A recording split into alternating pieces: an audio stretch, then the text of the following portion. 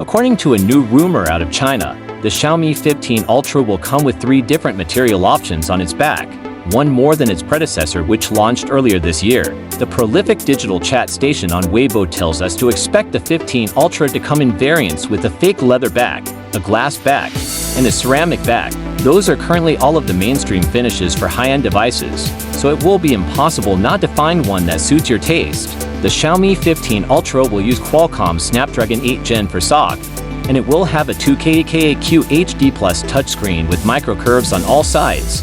Much like the 14 Ultra, the camera bump will once again be a huge circle centered horizontally on the back. A previous rumor told us that the device would go with a 200MP periscope zoom camera, which will provide for .something x zoom. The Xiaomi 15 Ultra is shaping up to be quite the imaging beast, just like its predecessor which we've reviewed in depth here. If the launch time frame remains the same as last time, then expect the 15 Ultra to become official at MWC in Barcelona in February.